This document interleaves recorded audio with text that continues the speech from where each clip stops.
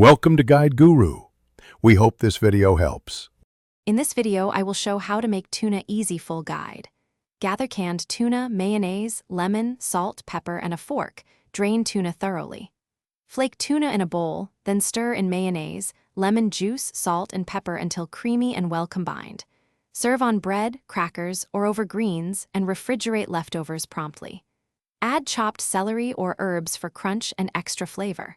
Collect ingredients and tools before you start to streamline prep and avoid mess.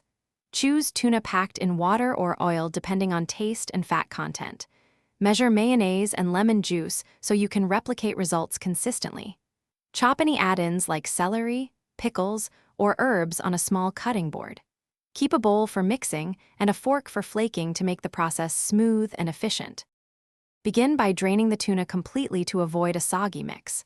Flake the tuna finely with a fork, then add mayonnaise and lemon juice a little at a time until the texture is creamy.